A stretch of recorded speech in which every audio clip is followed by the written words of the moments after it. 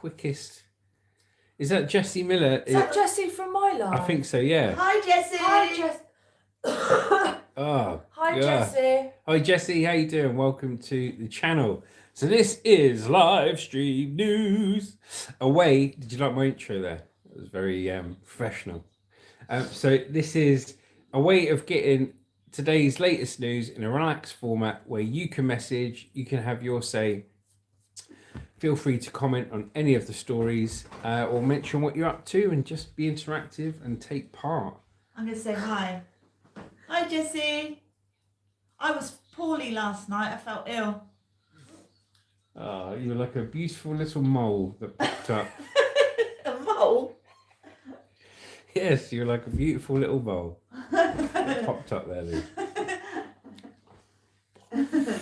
Deciding if I should do today's news report in Scottish accent, Irish accent. People struggle to understand you at the best of times. Yeah, I think I might.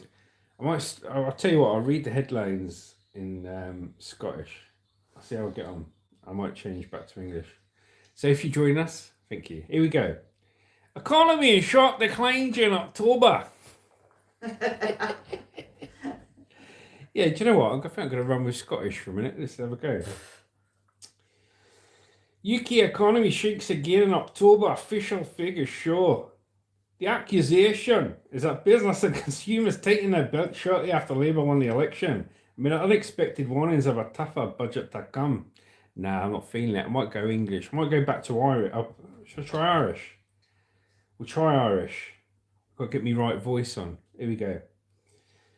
The economy remained reverse gear during October. According to official figures, covering the month ahead of the government's first budget. Nah, I'll go for me southern accent. Here we go. So, the economy remained in reverse gear during October, according to official figures covering the month ahead of the government's first budget. The Office for National Statistics, ONS, said output fell 0.1% following the 0.1% decline recorded for the previous month. It marked the first time since the COVID pandemic that the economy had shrunk for 2 consecutive months. Mr. Football Lover, hi. Jessie, hi. Lucy, hi. Hannah's here too. How are we doing? So the figures show zero growth in the powerhouse services sector, with manufacturing and construction declining at a pace of 0.6% and 0.4% respectively. Economists had expected a positive headline figure. So this is about the housing crisis and their building stuff. Hello, Mr. Football Lover. Thank you for joining. I think you need to explain to Mr. Football Lover what's happening. So we are just started our first story, which is the UK economy shrinks again in October. So this is your chance to listen to the latest breaking news in a relaxed format and have your say, interact, comment and everything else. That's because I've cut my hours back at work and I'm not paying them as much tax. Hello, Lebron Curry. How are you?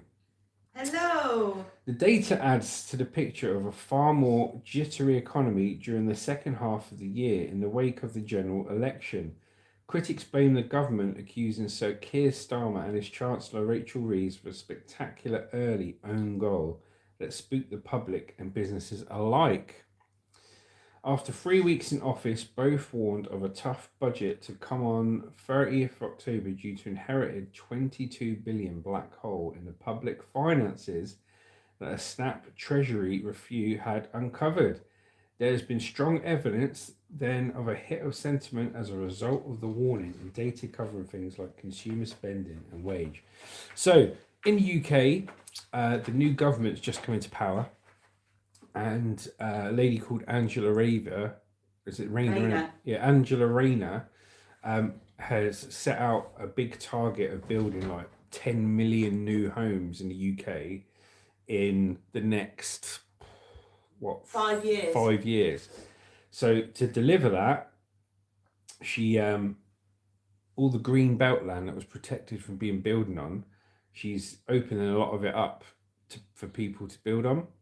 That's not good, is it? So people are kicking off, but they've got to build on brown land and grey land as well, which is like old car parks and stuff like that. So yeah, basically, the Labour government's come in with Tory policies, which is what we mentioned yesterday. The Tories are the Conservative Party, and people vote for Labour because the Conservatives tend to tax, and the Labour tend to give. But now everyone's voted for a Labour government, and Conservatives with conservative policies. So it's not great, is it? So it says the economy is now 0.1% smaller than it was before Labour came to power. It's been almost 6 months, but the new government is yet to deliver on its promise to turbocharge economic growth. The Chancellor will today urge the public to be patient with her. The message will be it will take a lot longer than 6 months to revive an economy that has been stagnating for a decade. How confident should we be in her plan? Not very confident. Not very confident, Lou says. On the one hand, falling inflation and interest rates should provide a more fertile environment for consumer spending and business investment. The government's plan to increase public investment should also boost demand in the economy and, if successful, lead to longer-term sustained growth. Yet there are a number of risks. A big increase in business taxes next year will weigh on employment and growth. Pubs, restaurants, and retailers are already stagnating, and that was before they reacted to the budget, which at the end of the month slapped them with a big increase in the employer's national insurance contributions. The latest figures show output in consumer-facing services fell by 0.6 in October, following growth of 0.4 in September. Manufacturing also shrank by 0.6% as across the economy, business went into a wait-and-see mode ahead of the budget. So every time there's a new budget or someone mentions something about a new budget or there's changes, you find the investors get shaky and stock markets and stuff tend to drop, and people don't invest because they're waiting to see what's actually going to happen before they put their money in. The risk is they didn't like what they saw in the budget. Now, if you're from the UK, you'll know of the Prime Minister that was in power for less than the time it takes for a brand new lettuce to go off. Liz Truss and Chancellor Kwasi Kwarteng. And what the thing is, she got voted in, but she absolutely mucked things up. Her and her Chancellor went hard and fast on the budget. Because they went hard and fast on the budget, all the investment stopped, didn't it, really, in the UK? Markets were scared, points were dropping off this, that, and everything else because they went too hard, too fast, and then they had to resign as part of it.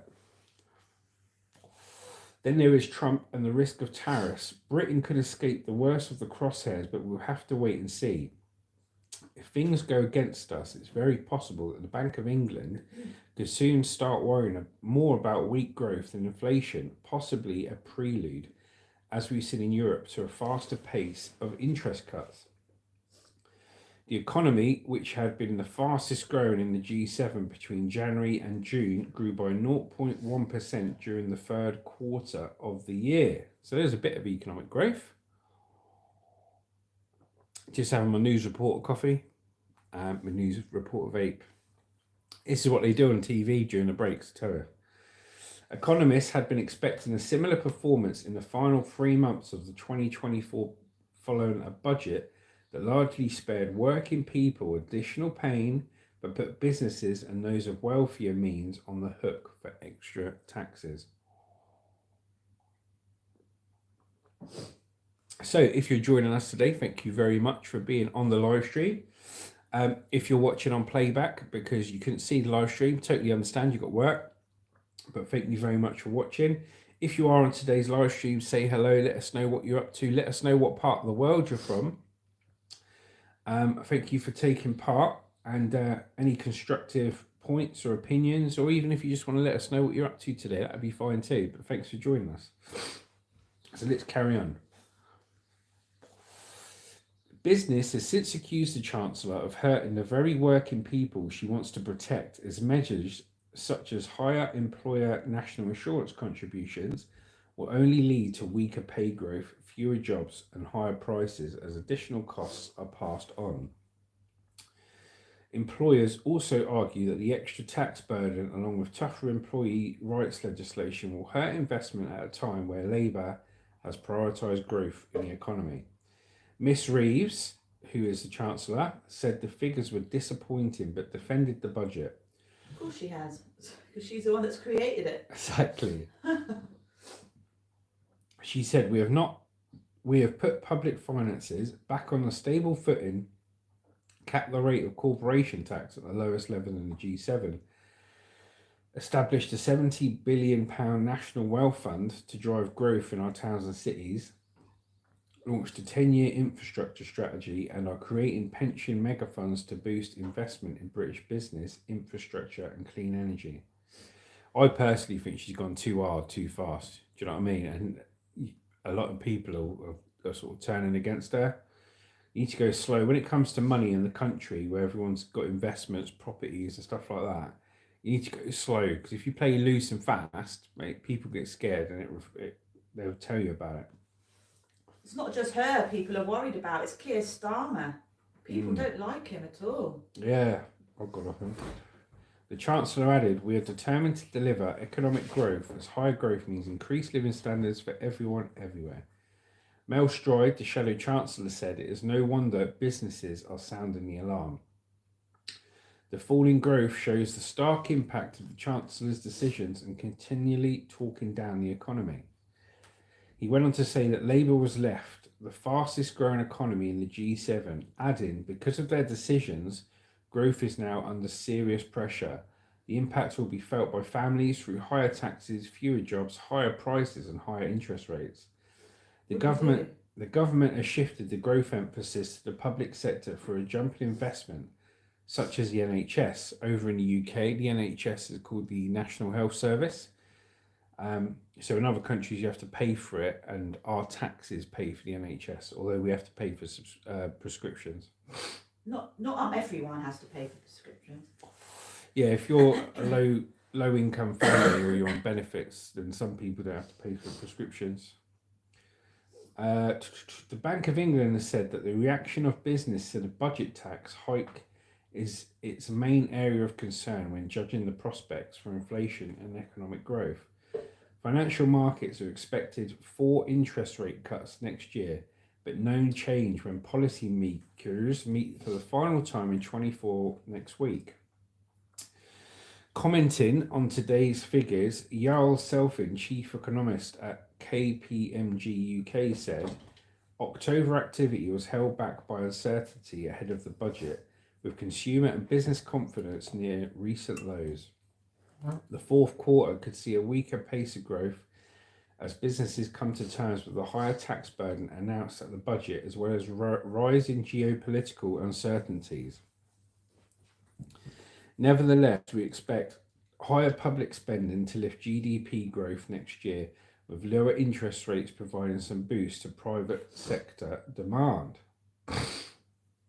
So what do we all think of that then? Eh? I didn't hear it. I said didn't hear it. Good one. Good one. Sorry. So basically the title of that was The Economy's in Shock Decline During October. So they're looking back at October when they come into power and all the new policies. Say the economy's trying to get back to where it was, because After the new government coming in. Basically. Hello everyone out there, hope you're okay. Please say hello, tell us what you're up to.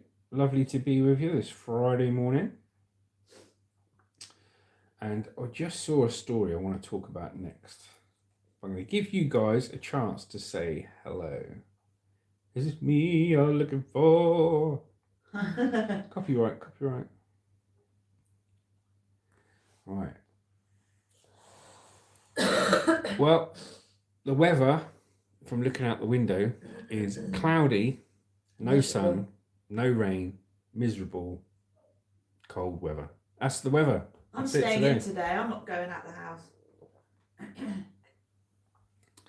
You're not going out the house, Luz? No, apart from walking Marley. Fair enough. Right. Let's talk about Sean Diddy Coombs, commonly known as Puff Daddy.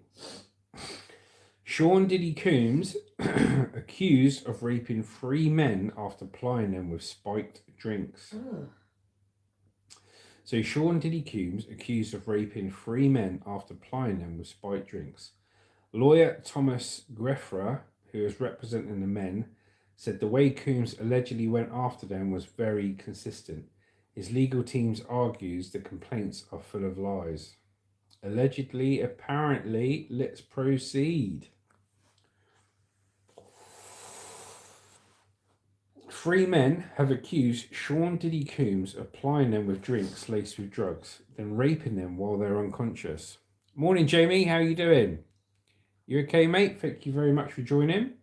So we just spoke about the economy and how the UK's economy is trying to bounce back after Labour came into power with their shock tactics of tax this, tax that, and everything else.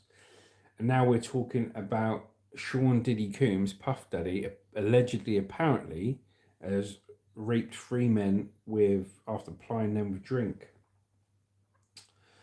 So, 3 men accused Sean Diddy Coombs of plying them with drinks laced with drugs, then raping them while they were unconscious. The separate lawsuits allege similar incidents in hotel rooms or his private home between 2009 and 2022. Coombs' legal team has described the complaints as full of lies, adding in the statement, "We will prove them false and seek sanctions against every unethical lawyer who fled fictional claims against him." The new allegations are the latest in a series of lawsuits filed in recent months against Coombs, the American rapper previously known as Puff Daddy, accusing him of assault and rape dating back to the 1990s. It says, warning, this article contains details readers may find distressing. How we doing, mate? All good, thanks, and pretty rough. Yeah, you had a good night out, that's why. That's always a good sign of a good night out, Jamie, if you're feeling rough the next morning, mate. Thank you for being on Hannah's live last night. She really enjoyed you being there. Thank you. The man said he worked for Coombs from 2006 to 2018. Running errands and wanted to discuss money he claimed he was owed. And he was alleging he was raped in 2020. He said, once inside the hotel room, the man said Coombs served him a drink, and in 2 minutes I started to feel like just very tired, very sleepy. When he came to, he said Coombs was raping him and he tried to stop him. Lawyer Thomas Geffra, who is representing the 3 men, said the way Coombs allegedly went after them was very consistent. She told NBC News he would hit them with the drinks, knock them out, adding that when they woke up, he'd be raking them. What is Sean Coombs accused of? No problem. Jamie says, get well soon, Luce. Thank you. And he enjoys all channels. Thank you very much. What is Sean Coombs accused of? Another complainant said he met Coombs at a Manhattan nightclub in 2019 and was invited to the Park Hyatt Hotel for an exclusive after party. He said in the lawsuit, Coombs offered him a cocktail, which he had personally made. Do not drink the Kool-Aid, man. After losing consciousness, he later woke to Coombs raping him, which was allegedly filmed. Jeez Louise. Allegedly, apparently. What is he doing? No matter. Bloody weirdo. Mad, no? Court papers say that the next morning he was given $2,500 by the man who was filming, who said it was from Coombs. In the third lawsuit, a man alleged that he fell victim to 1 or more criminal sex acts at the hands of Coombs and his associates from 2020 to 2022, including during a party at Coombs' mansion in East Hampton, New York. At the party, he began feeling ill, fading in and out of consciousness, and was sexually assaulted and raped, according to the lawsuit. Good bloke. Coombs, 55, has been in detention since September when he was arrested by federal agents and accused of engaging in a scheme to sexually abuse and exploit women. So he's been held in detention since September, has he? He has pleaded not guilty to charges of racketeering, sex trafficking, and transportation to engage in prostitution. A criminal trial is scheduled to start in May. So he's been detained since September, and the trial doesn't start till May. I wonder if he'd get bail. Coombs has denied all the claims against him, calling them sickening allegations from people looking for a quick payday. Well, it don't look good, does it? You know, it don't look good. You know, you've got two sides of the argument there, which is, are they real victims and have they been attacked? And is Sean Diddy Coombs trying to discredit them as people, so it then discredits anything that they say? You know, so did something actually happen, or hasn't anything happened and they're just trying to get money out of him? You don't know, do you? So we'll have to see how a court of law sees it when seen with the evidence. But it's a sad, whichever one of those answers it is both sad, isn't it? If it's true, there seems to be like a big thing going on with all the celebrities, like some of the rich celebrities. It's almost like this weird group that they've created to do stuff like that. Crazy, isn't it? Yeah, Absolutely Beyonce. crazy. Oh, Cheese Beans is Apparently. Yeah, Cheese Beans. Cheese beans, those used should arrive for you today, mate, for boot sale. Thank you very much, mate. Have you got the original packaging? Because I might have to knock 50p off if they've been used. What I'll do, I'll put them back in the original packaging, put some cling film around them, and Dude. the right hand, yeah, Ew. it's great. Sorry. Yeah, I'll put some cling film around them and sell them off as refurbished items. Let's have a look. How you doing, Cheese Beans, my mate? I'm going to starve myself till lunch today. No, I'm not eating anything. Yeah, all right. I'm going to starve myself till lunch. Breaking news, Hannah's going to starve herself till lunchtime. That's never going to happen. Do we think this is going to happen? Never. No, I think it is. Not in a million years. Well, Cheese Beans said they are very red, mate. Yeah, I tell you what, this is quite unnerving. I'll tell you a funny story about a tampon. Tampon. When I was 16, right, I went to work experience with the army for 2 weeks. Yeah, when I was 16, you know, you do work experience at school to see what job you want to do when you're older. How unnerving is this? I went and went on exercise like out in middle of nowhere on helicopters and stuff like this with the Royal Horse Artillery Parachute Regiment in Aldershot. And I turned up and there's all these paratroopers, right? And I turn up, 16-year-old lad, and there's like another 3 or 4 of us that have turned up to do work experience. And it was hardcore, mate. It was brutal. Right, you try doing 2 weeks exercise with the special forces when you're a 16-year-old lad and you don't know what you're doing. And the first thing that happened when I turned up, one of the blokes, one of the corporals there, he goes, "All right, you coming on exercise with us?" Yeah, he goes, "Yeah." He goes, "Oh, you'll be needing this." And he chucked me a tampon. Why did he chuck you a tampon? To stop the bleeding, Liz. Oh. Oh, God. She like suggested something was going to happen to me. Like, do you know what I mean? It's like, cheers, mate. Cheers. Did that scare you? No, it's just the banter, isn't it? But 16-year-old, you couldn't do it now. Oh, mention about your mate that you saw on telly. Yeah, I will. So Cheesebean goes, "Oh God." Yeah, so it's quite, you know, I've met a lot of people in my life, and every now and again I see a few of them pop up on TV. So obviously back when I was a kid, I've said in a previous live stream that I used to do athletics, and I used to race against and be a teammate with Mo Farah. Okay, so I've mentioned about that. But last night, one of the people I served in the army with was on TV. So his name was Craig Harrison, okay? And he was on there talking about his struggles with PTSD, post-traumatic stress disorder. Now, I met this guy on my PTI course So physical training instructors course in the army about 20 years ago. Okay, that's how He's a old machine, that isn't he? right. And this guy, he was an absolute beast, mate. Yeah, he was the biggest guy on the course. He was the strongest guy on the course. He was in the Royal Horse Artillery. We all knew him as Trencher. I never knew his name was Craig Harrison, but he was on the news.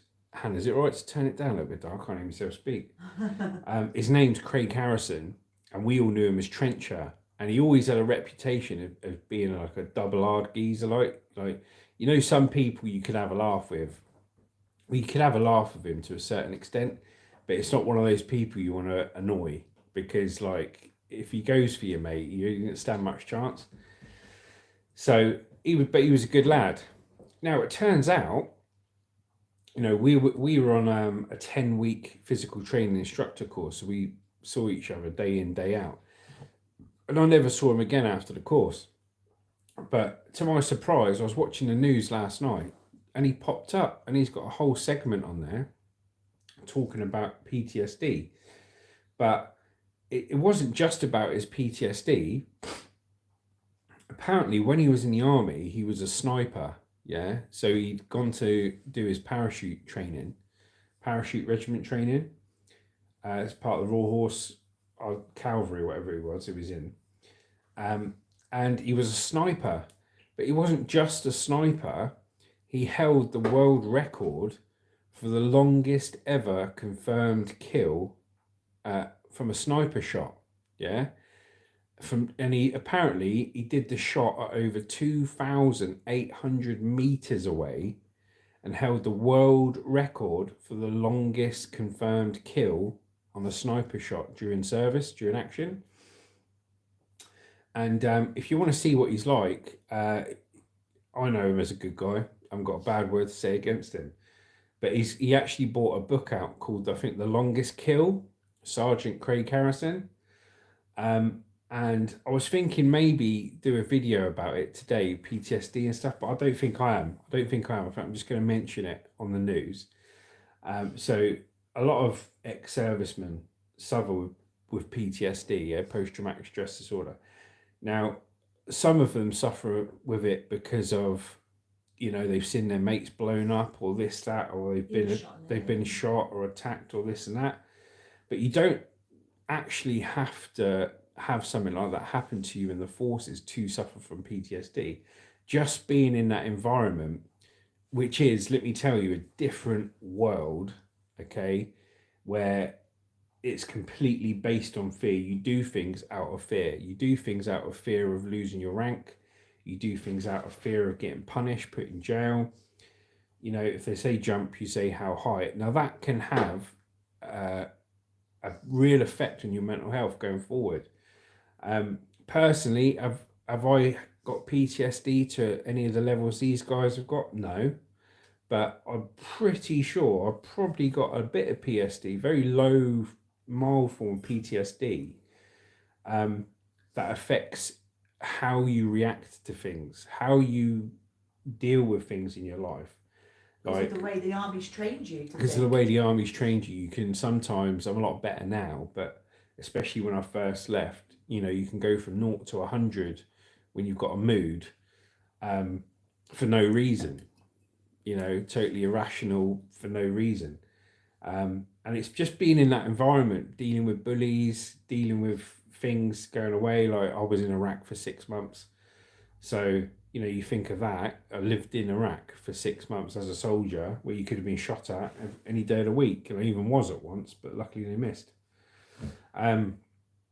But yeah, so if anyone is an ex-serviceman or veteran, or anyone saw the news program last night with Craig Harrison, reach out to him and give him support. Wish him nothing but the best. He served for his country proud, and all the time I knew him, he was a stand-up guy, and a bit of a legend as well, mate. You know, I heard many stories about when he was on the drink, like having a drink. 3 or 4 blokes were starting him, and he'd fight them all by himself, and he'd win, mate. And some people used to say before every fight, he used to take his shoes and socks off. So imagine that, you're on the street, he takes his shoes and socks off and starts fighting you barefoot, mate. Do you know what I mean? So Craig Harrison, if you're watching this, we were on the PTI course, all arms PTI course. About 20 years ago, I remember you used to have a Renault Traffic camper van that you had at the accommodation that you stayed in instead of the actual accommodation. And we were part of 6th section. I think you were part of our section, 6th section, and we got the best section. So yeah, I was Lance Corporal Burrows from the Signallers. And if you look in the PTI photo, if we were in the same section, which I think we were, I'm the guy with the Signallers cap. So send in support to all the veterans out there, and especially Craig Harrison, the author of The Longest Kill, who was on the news last night. So how mad's that? That's a bit of breaking news for you. Cheese Beans goes, blimey, you must be on the verge of the zinger frame and pipe and slippers age. Yes, mate, I am. 42 now, Cheese. I'm 45. But it's all right, because I'll always be 3 years younger than Luce. So Luce is the oldest person in our family. God, sound like a granny. Sorry. So can you do us a favour? Could you open that door? Yeah, That's right. I was going to say hi. Turn the heating off, please. Hello. Here she is. You open that door, I'll get some fresh air in. Oh, you lot keep coughing and burping. That's the real breaking news. Coughing and burping. First thing in the morning, mate. And snotting. Okay, King. Cheese Bean says he's 33. God. Oh, he's a youngster. He's only just come out the womb. 33 years old. Oh, Shane's on now. 33. I remember being 33, mate. Jeez Louise. Shane's on now. Only 9 years ago. Hello, Shane. How are you doing? Your mate's on.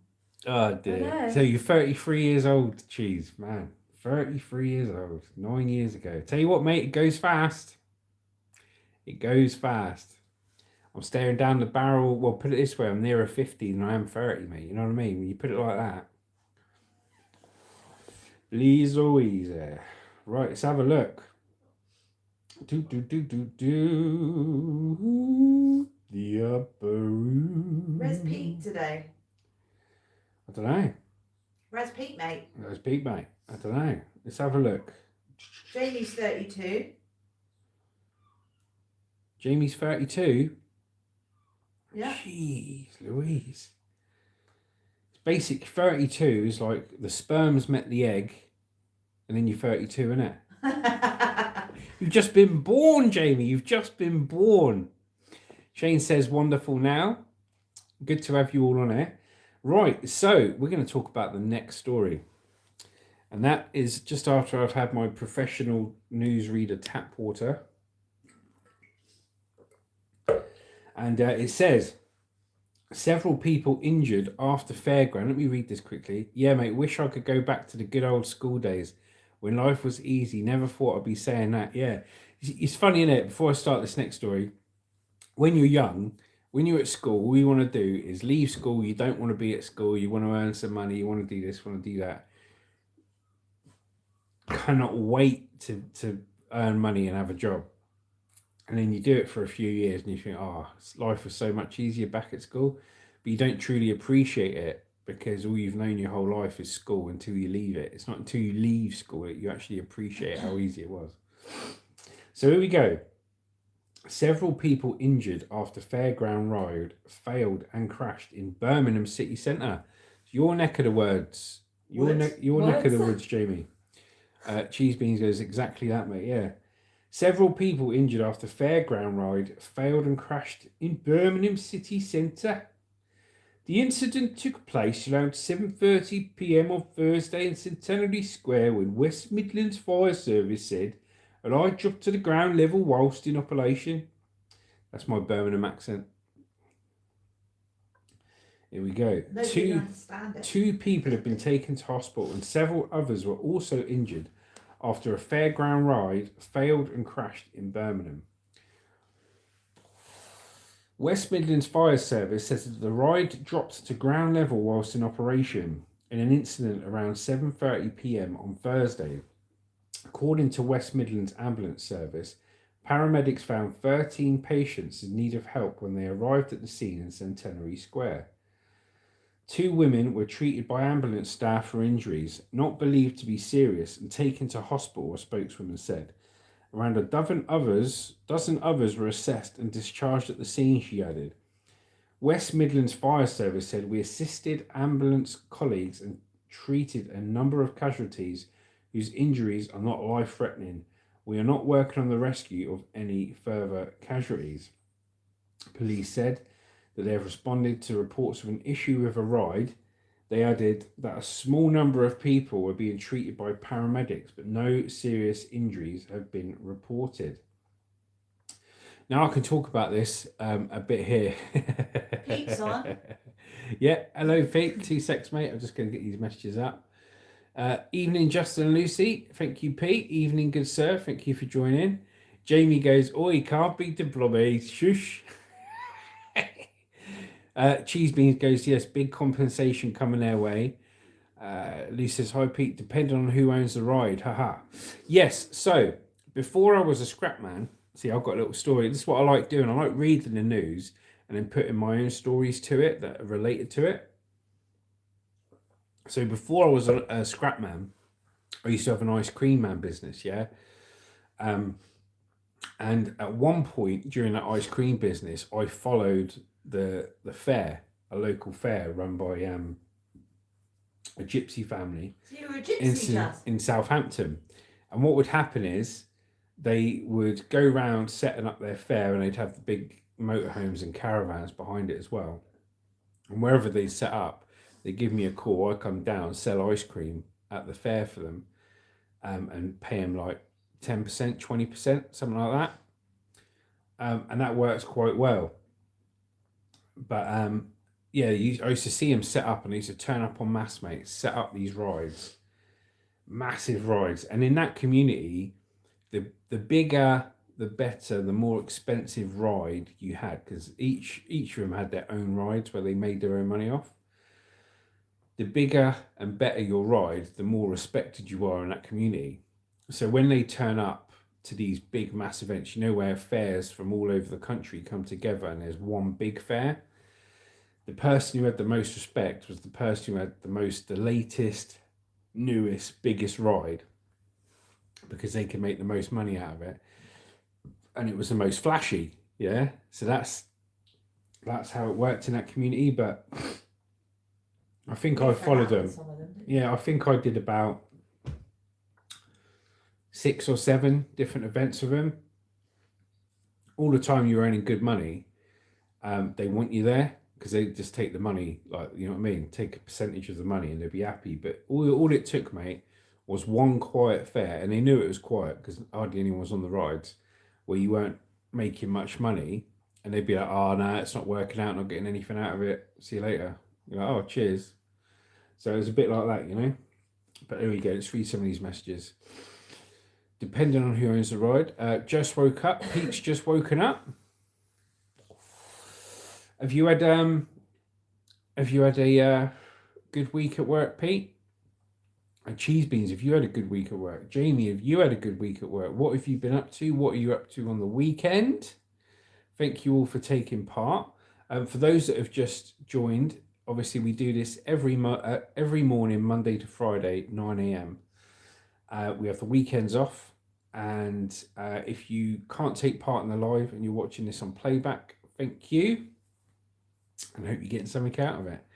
Cheese Bean says, I've seen some roller coasters held up with crappy planks of wood and all sorts, holding them up. Yeah, I've seen them build these rides, mate, and the bearings, you know, the main bearings for the bits that go round and stuff, the main bearings, they're always going shot, mate. That's the biggest thing that goes wrong with them, is the bearings that hold the weight of the rides going around. Dodgy, really, isn't it? Heaven forbid what would happen. I'd hate to think what would happen, mate. I hate to think what would happen if one of them went during a ride. I think they're just getting a bit expensive now as well. They are. They are getting a bit expensive. So they're not as good as they used to be. When I was a kid, when the fair came to town, it was the place to go. Everybody went. It was amazing. Yeah. But not anymore. They struggle getting people in, don't they? That's it, darling. when Lucy went to the fair, that's when they started doing those freak shows, and Oh, they cheers. offered Lucy a job at the fair, and it was apparently all she had to do was stand there and wave at people.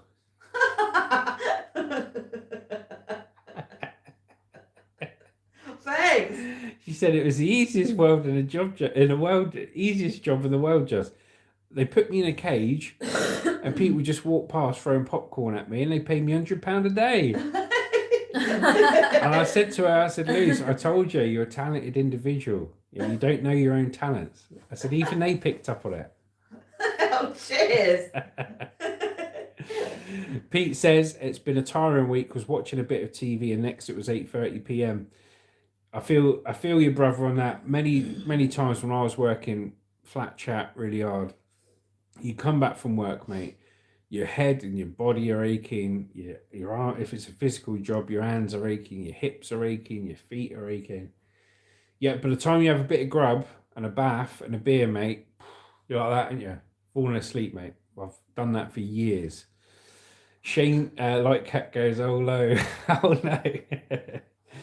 And Pete goes, where's the love, Justin? No, she knows I'm only joking, mate. She's only joking. But He was the one in the freak show. Tell you what, though, if they said to me, stand in a cage for 3-4 hours, you get 100 quid, I would. I bloody would. Wouldn't you? The only thing I'd negotiate is having a chair. I say, is it right if I sit down? I don't want to stand up for 4 hours, mate. Apparently, Lucy said, I've left it on the bed. Oh, Luce. Oh, Luce. Pete says, where's the love, Justin? And Lucy said, he's left it on the bed. What, you know what I mean? What does that mean? What does that mean? I'm not even going to go into it, man. She like Cap's laughing. Right.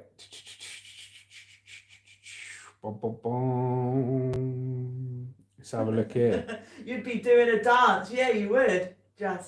I would, yeah. In the freak show. I would. I'd be the freak show, mate. Dancing to Missy Elliott's Get Your Freak On. Get your freak on. Get your freak on. There you go. You get tiring after 10 minutes. They play the same track on loop for about 4 hours. Right. Next story. Major shake-up of UK energy system could lower bills for good, the government says. The overhaul of the energy system is designed to protect consumers from energy price spikes like that seen in the recent gas crisis, boost energy security and tackle climate change, but the rush to get to clean power by 2030 risks increasing certain short-term costs, some analysts warned. Plans to green the UK's power system will protect consumers from future energy crisis and has the potential to bring down bills for good, the government has said. Achieving clean electricity by 2030 was a key election promise for the Labour Party and reiterated by Keir Starmer last week as he outlined government milestones. To reach the target, ministers are working on a radical shake-up of UK energy and clunky planning systems, including at least doubling clean power sources. It is hoped the plans will eventually lower bills by reducing the cost of electricity. But the government could not say when the electricity bills would fall, and it faces the risk that any benefits won't be felt in people's pockets until after the next general election. So they're trying to tackle, like, do you know the UK? I think the UK is the most expensive place to pay for electricity is in the UK. Fact. Really? Yeah, the UK is the most expensive place that pays for electricity. That's because Labour are taxing everybody and like putting all the prices up for everything. Now, what they do over here, this is on the news yesterday, right? They were saying when the problem you've got is, and they've been trying to get Ofcom to sort this out to get the prices slashed. So you got the price for the electricity, yeah, which is highest all over the world anyway. But what you've got in the UK is a standing charge.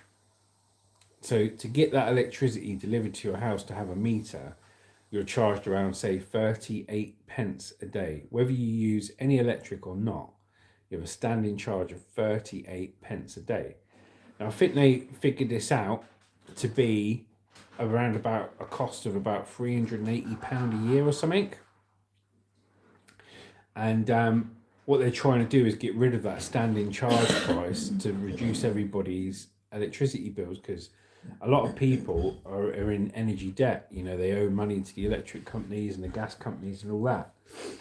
But they're reckoning, you know, they've been protesting for that for about 10 years and it still hasn't happened. So they're hoping to get that pushed through. But Pete says, hope Nurse Justin is looking after you. Yeah, I am.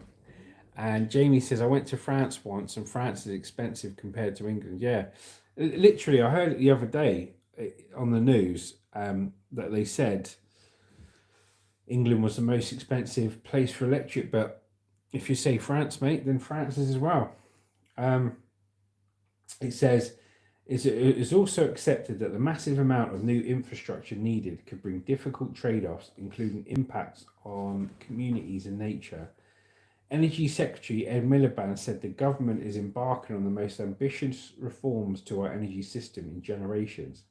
He added, a new era of clean electricity for our country offers a positive vision of Britain's future with energy security, lower bills, good jobs and climate action. What are the changes? The government is aiming to get at least 95% of power from clean sources, predominantly wind, solar and nuclear by 2030. The target is 5 years earlier than the Tories plan for clean power by 2035. Jamie says Switzerland's expensive also, and Pete says Australia is expensive for electricity. And yeah, mate, it just goes up and up, doesn't it?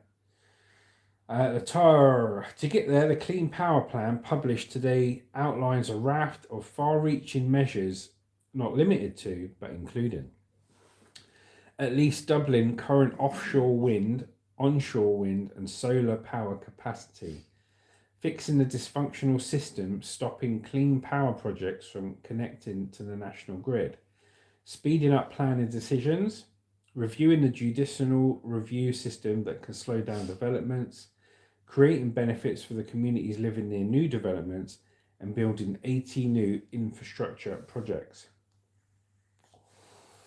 You would have thought electricity in Australia would be cheap, Pete, but you know what I mean? I'm sure it is expensive. Like you say, you live and breathe in it, mate.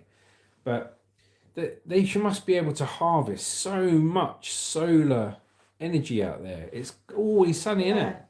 Yeah, I thought that. If they filled a load of that land with solar panels, Solar farms, had loads and loads of solar farms. We've got quite a few They around have here. bloody loads, haven't they? We've got no sun. We've literally got a solar farm, okay, about 200, 300 meters from our house. There's a bit of land back there, farmer's land, and it is ram-stacked with solar panels, right? So he's turned it into a solar farm, so you can sell all the electricity back to the national grid. And that's over here in Southampton. So Australia, you think they'd have loads. Pete goes, they want to phase out gas. Some new housing estates are electricity only. It's funny you say that, because this, I've never been a lover of gas myself. I don't mind it on a barbecue, you know what I mean, or in a caravan where you just connect in a little bottle.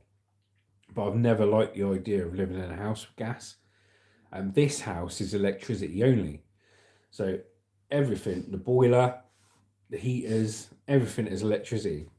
And from living like that for the last 17 years, I'm used to it now. And I think if I moved to a house where there was gas, I'd probably just get the gas capped off, get rid of the gas completely and just use electric. Really would. I hate the thought of going to sleep and, you know what I mean, gas leak and stuff like that. You see some of those houses blow up on the news, didn't you? Yeah. When there's been a gas leak. Or you get the carbon monoxide leaking, don't you? Carbon monoxide And poison, you can't smell it, so it's really dangerous. Yeah. It kills people. Silent killer, mate. Silent killer. A lot of new houses are solar powered. Yeah, that's what they do over here in the UK. But I don't think it really pays off for a lot of people over here, mate, because we ain't got the sun. Do you know, I can't remember the last time we saw the sun. You know what I Look mean? up in the sky, It's just Jazz. cloudy and miserable, man. Right, let's have a look. It actually makes me depressed, this weather. Yeah, it causes Seasonal depression. seasonal affectional depression order. Sad. Yeah, people actually get sad with it because they're not getting vitamin D and they're not looking at the sun, you know. But it says, how will the changes impact bills? So Professor Rob Gross, who advised the government on the plan, said the plan should stabilise prices and protect consumers from future energy crisis. That is because clean electricity prices are fixed over several years, whereas the international gas prices are volatile. If we get it right, electricity prices will no longer be driven up and down because a war has broken out somewhere else in the world, said Professor Gross. Ed Matthew from think tank E3G called it a Herculean mission that could help lower electricity bills in the next 5 years, but only with a major rewiring of the UK's policy framework. He said bringing the deadline forward could push up some short-term costs by stretching supply chains or pushing up demand. Shadow Energy Secretary Claire Coutinho said the rush to decarbonise the electricity system by 2030 will push up electricity prices and cause more hardship for people across Britain. What is missing from the plan? Analysts also warned that greening the electricity network was only part of the puzzle as the government seeks to lower all energy costs and hit its climate targets. Jess Ralston from energy think tank ECIU urged ministers to speed up the installation of electricity heat pumps to replace gas boilers to avoid being on the hook for expensive gas in the future. The UK Energy Research Council said in a separate report this week that the 2030 target is only the first step towards a more expansive vision for sustainable energy in the UK. If the government wants to reach its broader climate target of cutting emissions by 81% by 2035, as announced at the recent COP29 climate summit in Azerbaijan, it must also clean up other sectors like heavy industry and transport, it says. So cleaner energy is on the horizon. Pete says, my workmate just paid $14,000 for solar panels for his house. So what's that, $7,000 UK? I remember when I was in England having to put coins in the meter box. Yeah, back in the day. There's still some places like that. Some landlords still have that on their tenant and their flats. They still have those electric meters, mate. Crazy, innit? I knew a guy once, right? Terrible. This guy was like a shady character, and I won't mention no names, but he was up to all sorts, right? And I remember in his garden, I'll talk about the electricity in a minute. I remember in his garden he had a caravan, and one side of inside the caravan, I said, oh, you go on holidays with your caravan? He goes, no, have a look. And one half of the caravan, him and his missus were breeding chinchillas, right? What? And they were selling these chinchillas, and there was about 20 of them, mate, in this caravan, right? All in cages. So they're breeding chinchillas and selling them. And then the other two compartments, he was growing a few plants.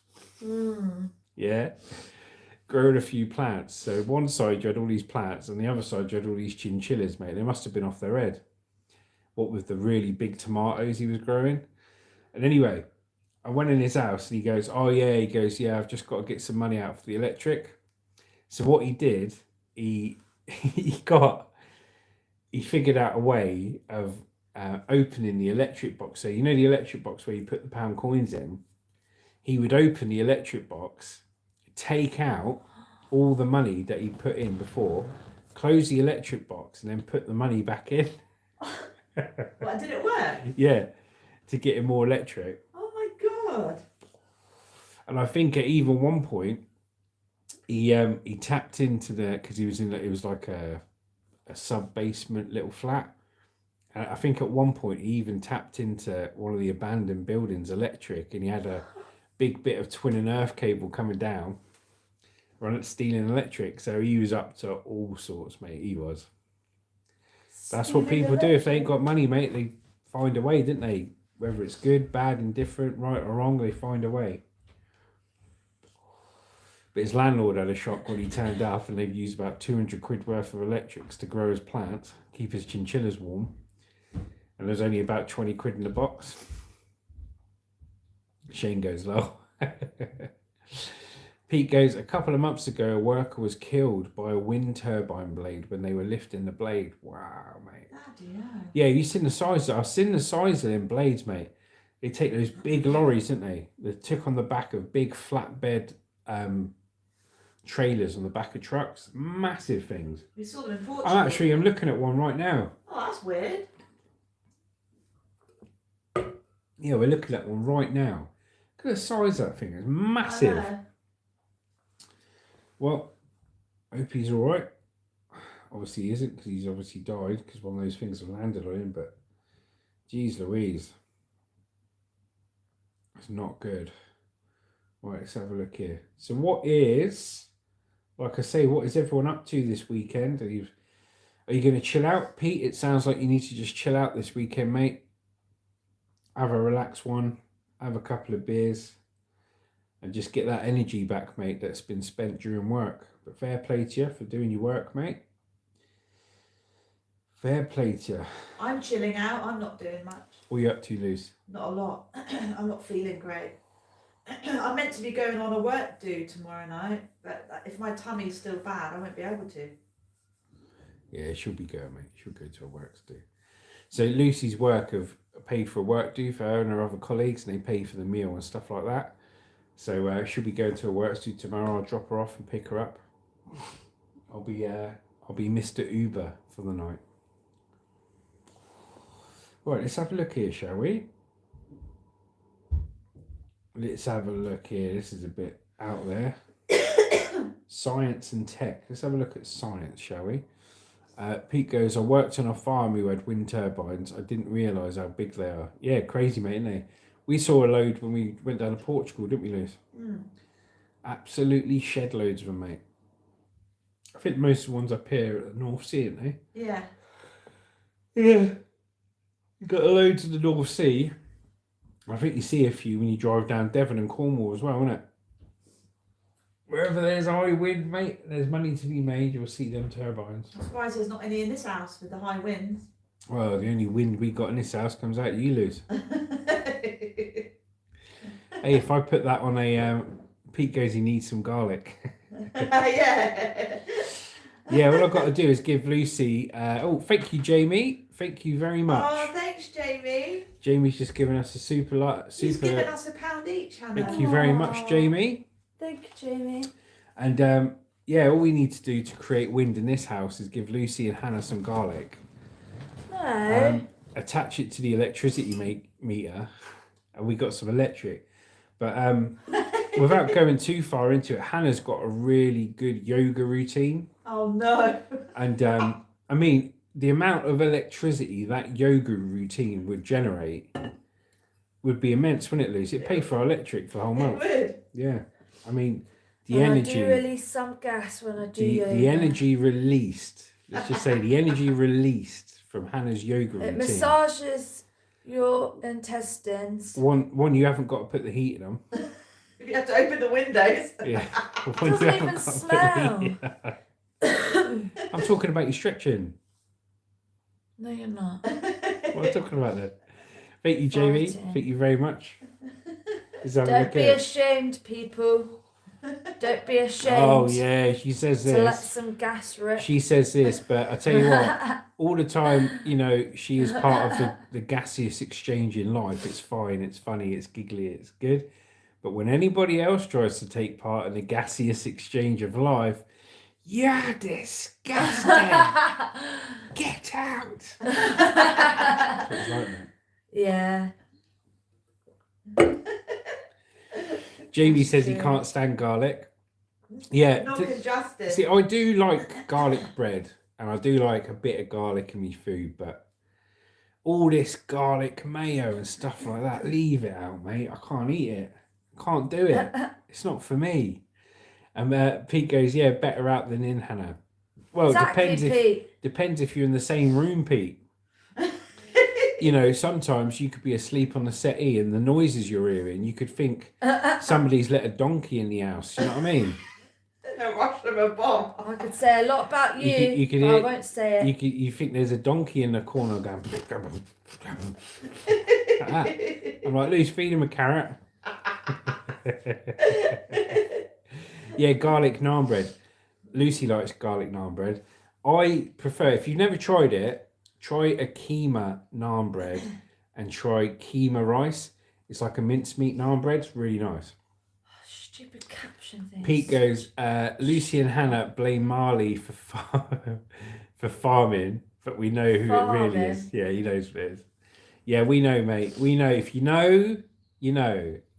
If you don't know, Justin, you know. you're such a right one to talk. What are you on about? You're foul. I'm on about your stretching. You sit on the sofa.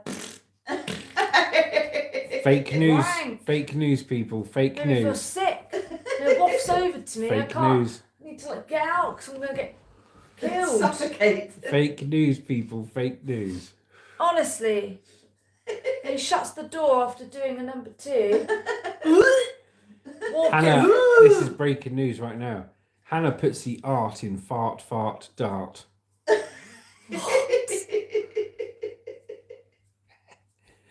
I tell you, we get more communication from Hannah's farts than we do her talking.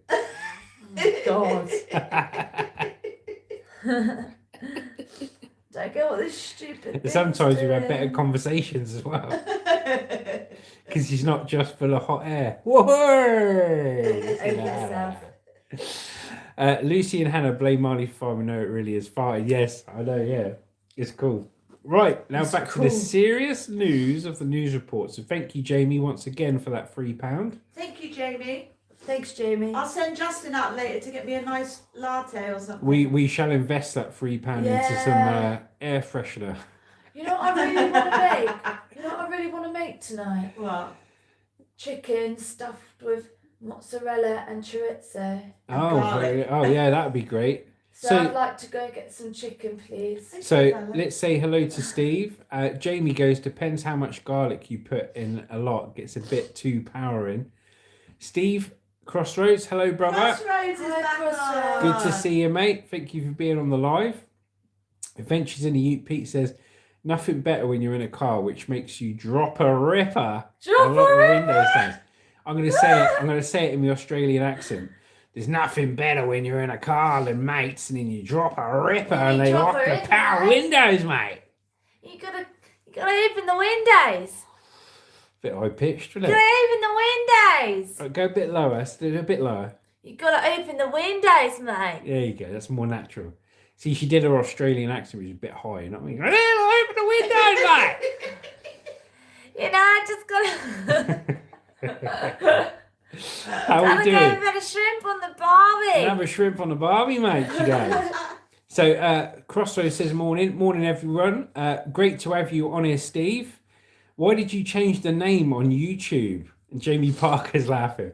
Because I wanted to, Steve, my mate. You have to So explain it briefly. when I first it's good. I'm glad you mentioned it. So when I first started YouTube, properly about 10 months ago, I was only ever going to film scrap metal. Okay, I just wasn't creative or anything like that. Just going to film the job I was doing. Hence why I called it Justin Scrap Metal Recovery. But it was too finite a niche once I stopped doing scrap metal recovery. As we know in life, things change, people move on and do different things, and that's just what happened to me. Now, Yeah, guys, that's the gas I'm talking about. yeah, it's the gas. You're talking about gas when the gas is coming. It's going to explode in a So, minute. although I've got a lot of scrap metal videos on my channel, it's not just about that. And for as many people as it was turning on, it was turning off just as many. Because if you imagine you see a video from someone saying Justin Scrap Metal Recovery, well, for those that are into scrap metal, they're going to click on it and they're going to expect to see everything is just about scrap metal. Now, they're going to get disappointed when they start seeing stuff about car boots and walking through the woods and stuff like that, yeah?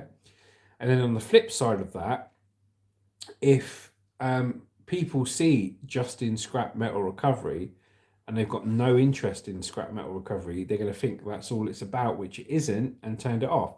So we changed the name to Juicy Killer Monster. It's a totally rad, coolest name out there.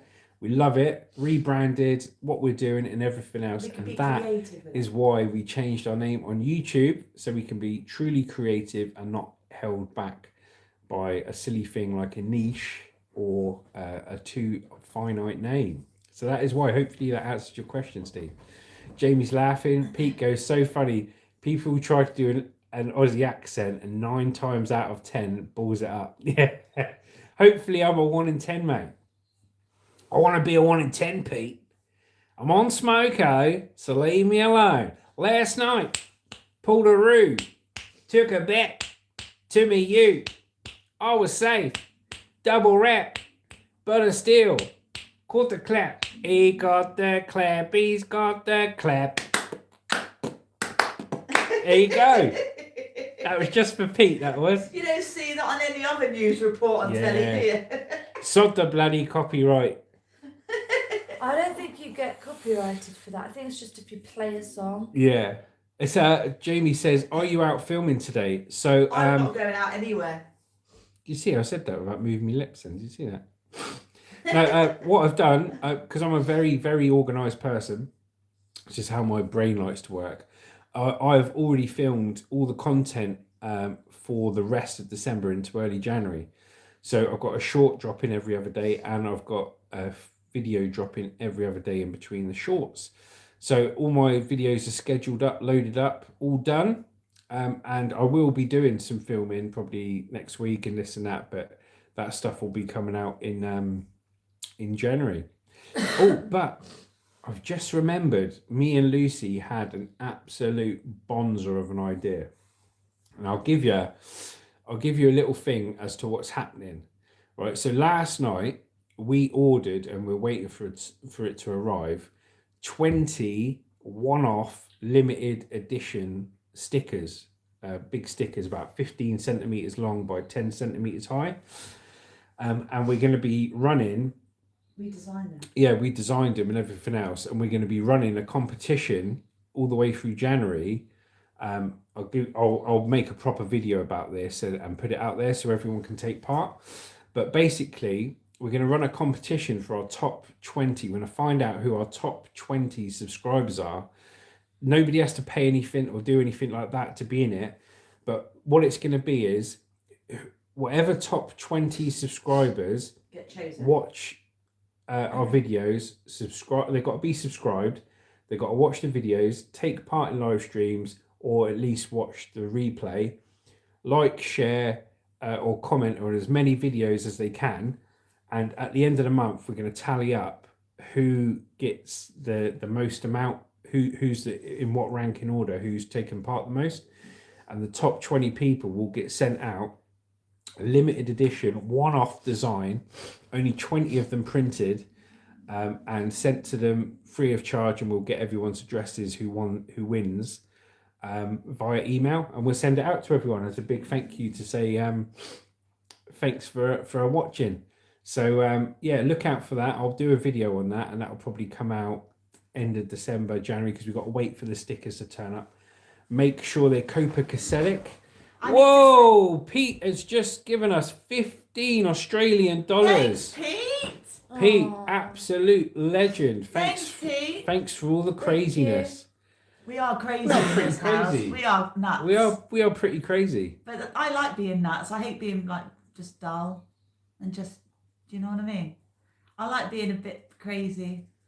It's like, Pete, it's like a koala has fallen off a tree while I'm sat here eating me Vegemite sandwich, mate. Jamie says, wow, and Shane Lightcap says, crazy on love. I'm on smoko, so leave me alone. She's on smoko, so leave her alone. Gavin, hey buddy, how's you and the family? Our family really enjoy watching your streams. Gavin, thank you so much for showing up. I've never heard of Gavin before. Taking part and being interactive. It's really good. Yeah, Steve goes, gas comes from your ass. Forget the past. His Put ass. in the His blooming ass.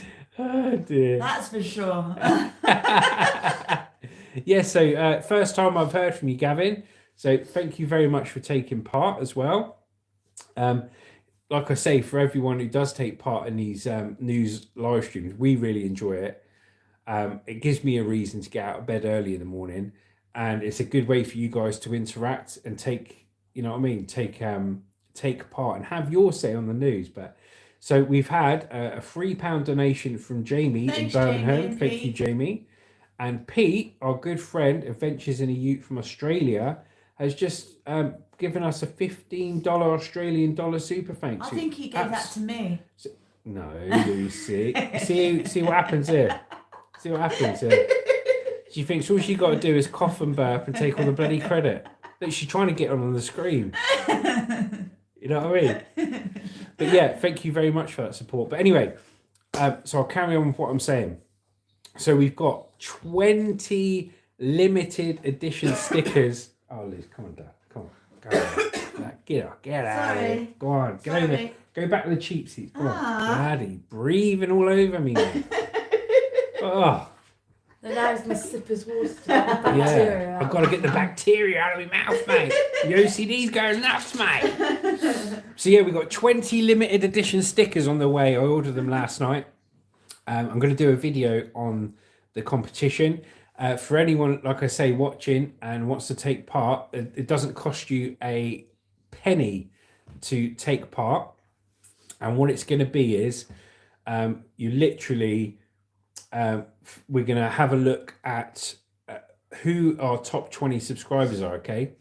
And whoever watches the most videos has to be subscribed, likes, love hearts, comments, shares as much content as possible. The top 20 subscribers that do that, we will gather all the data, because every time you share or comment, it comes through an email on my phone.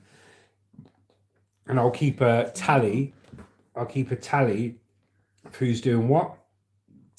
And yeah, the top 20 will get sent free of charge a limited edition 15 centimeter by 10 centimeter juicy killer monster. Can we show them the sticker? No. Oh, guys, No. the sticker is amazing. Yeah, the sticker's mint. Wait till you see it. So I'll be doing a video on that very soon. So Adventures in the Ute says a £5 each. I need to save some pennies. Yeah, no probs, Jamie, mate. Your generosity is amazing. Thank you very much, and so is yours, Pete. Gavin, is you and your family really enjoy watching your streams? Thank you. Adventures in the Ute £5 each. Gavin says we really enjoy a good car boot sale.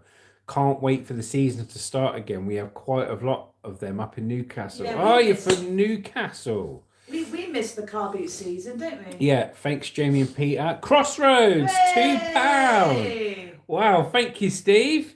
This is for the toilet roll.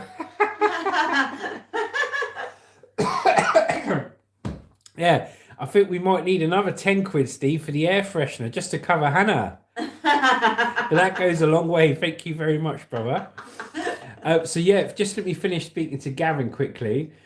We really enjoy a good car boot sale. Can't wait for the season to start again. We have quite a lot of them up in Newcastle. Well, just for you, Gavin, I'm going to put on my best Newcastle accent. Now, you'll just see it as a southerner with a Newcastle accent. But I've been around a lot of Geordies in the army. And what it is, when I start talking like a Geordie, I talk like this. And I got a Newcastle, man. Newcastle. It's not Newcastle. It's Newcastle. Okay? I may not say it if it is right in my life. But it's Newcastle. And I can say Newcastle. So yeah, I've read a lot of Geordies way, like in the army. And we talk like this. And we go out and have a couple of berries like on a beer. What do you reckon? That's my Newcastle accent. Sorry if I've offended you. But thank you for watching. And with the car boot season, we will 100%, there'll be loads of car boot footage out, buying, selling, getting stock. And that will mainly start in March. But we have got a car boot we can film once a week, which we're going to do. But every time it rains, it absolutely kills it, you know. Let's have a look here. So Steve, Crossroads Podcast UK, Steve, is a good friend of ours on the channel. This is the first live stream he's been back on, because I used to do live streams in the evenings, but I like my evenings to myself, you know.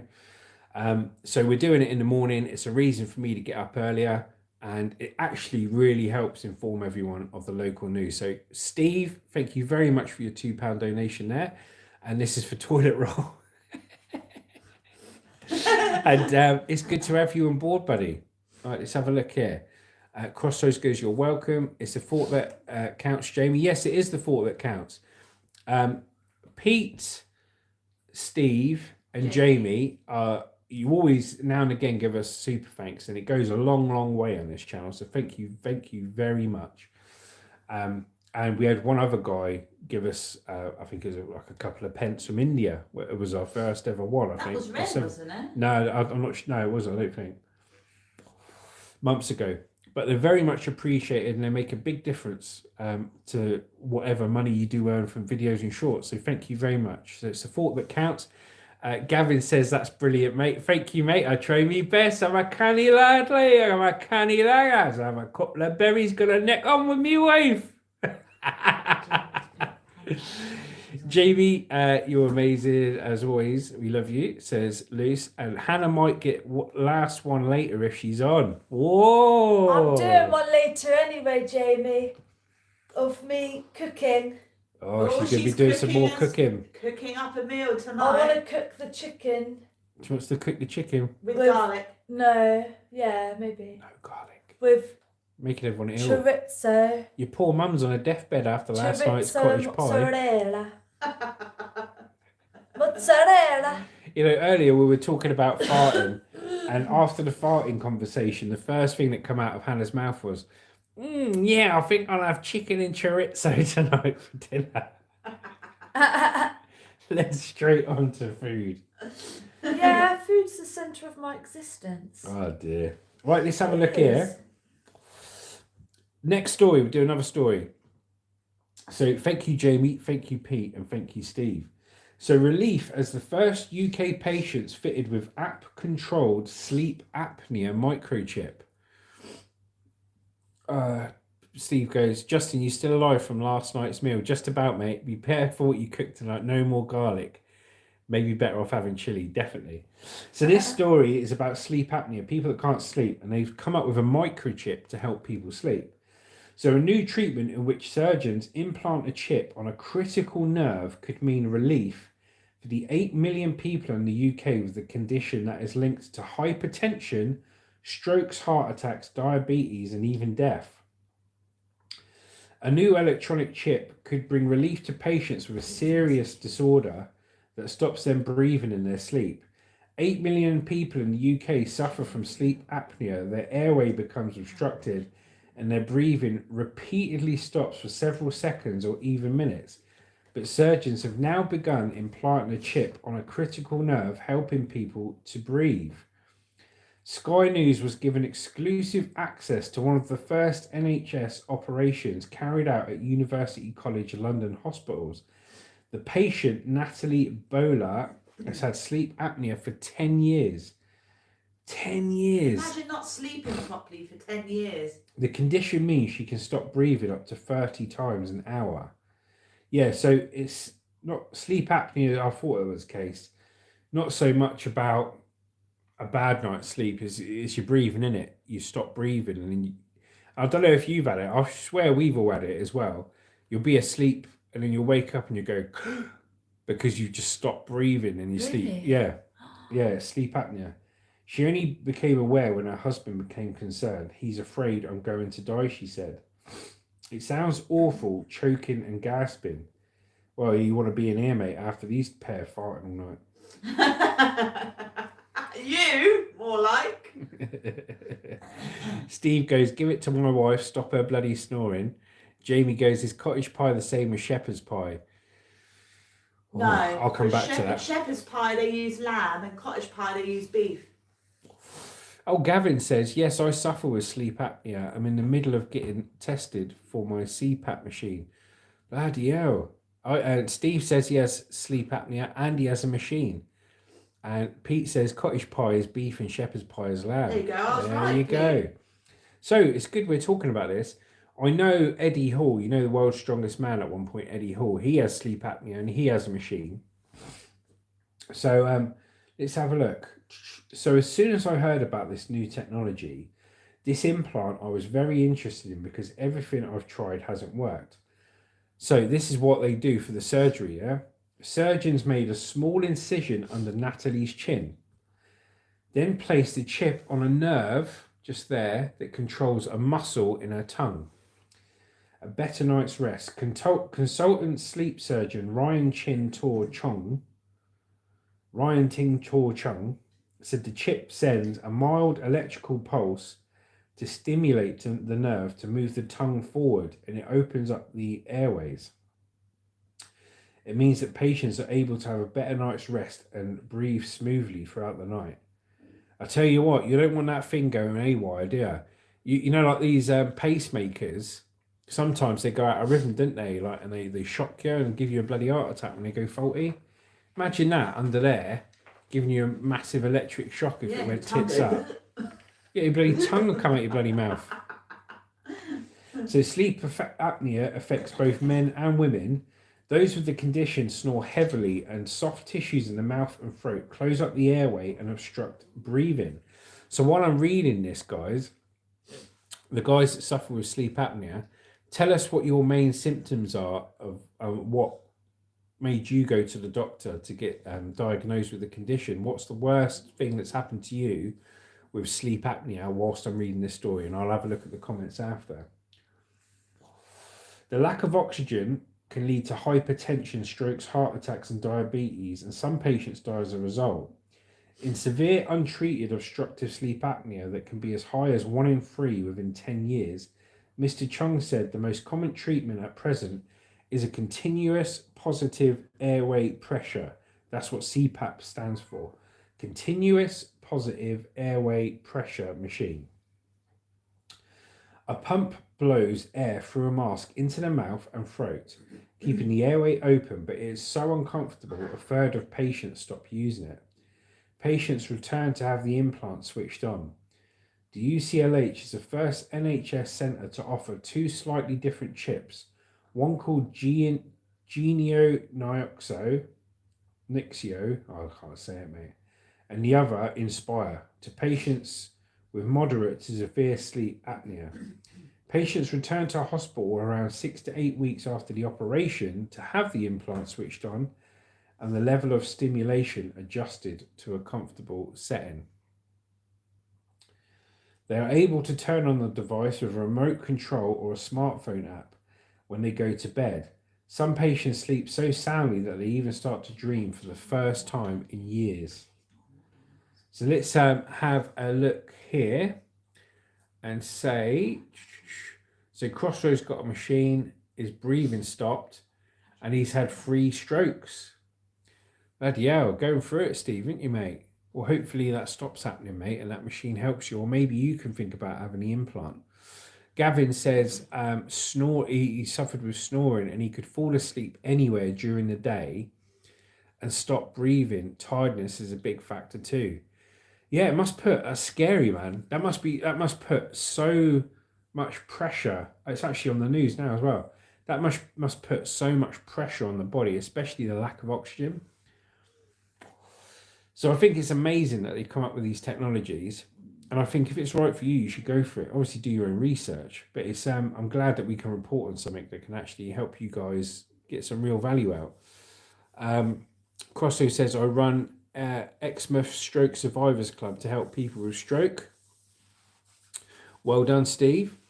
And Ventures in the Ute says, nice air guitar, Justin. Yeah, not bad at the old air guitar, mate. And Crossroads goes, I could drop off anywhere. Yeah. There was a bloke in the army. I'll carry on reading this story in a minute. There was a bloke in the army who had sleep apnea, and none of us really knew what it was going on. Let me have a quick read here. I'm going to head off, Justin. We'll see you all later on Hannah's live if she's on live. Jamie, legend, thank you very much. Have a great day, mate. Bye, Jamie. Have a great day, and thank you again for your super thanks and your continued support. Yeah, we knew a guy in the army. And he had sleep apnea. None of us knew what it was about. And you'd be sent off to do a job, and everyone think he was be skiving because he'd be asleep in the cupboard. Well, Jamie's got a job. Yeah, he'd go for a sleep in the cupboard, or he'd go to like the toilet, and he's only supposed to be like 5 minutes, and they'd go in there 45 minutes later, going to check up on him, and he'd fallen asleep because it was sleep apnea. None of us knew what it was back then. We all thought he was lazy, but he wasn't. He had sleep apnea. Jamie's got a job interview. Let's have a look. Good fix for today by Jamie, said Shane. No worries, got a job interview. Good luck, my friend. Stay relaxed, be confident. Don't worry about it. Just talk to them like imagine you're talking to us over a live stream. Just be relaxed. Enjoy it. I'm sure you will get the job. You come across in a good and decent manner on these lives, so I don't see why that would happen in an interview. So good luck. Yeah, let us know how it goes. Pete goes, my brother has a CPAP machine. Looks like Darth Vader with the mask on. I love how Pete puts things. I could just, every time I read one of your messages, Pete, this is what it sounds like in my head. My brother's got a CPAP machine. Looks like Darth Vader with his mask on, mate. I don't know why. This is until I hear you speaking, Pete. This is always how you're going to end. This is how always how it's going to be in my head, mate. I tell you. Yeah, I need to hear you speak, Pete, because otherwise, mate, you're just going to sound like this. Crosso says, do you want a laugh? I dropped off while having sex. Bloody hell. He dropped off having sex. Well, there's many meanings to that word that you've dropped off during a pleasurable act. But yeah, I guess what you mean. Bloody hell. I bet she was impressed, Steve, wasn't she? Bet she thought, bloody hell. But thank you for sharing.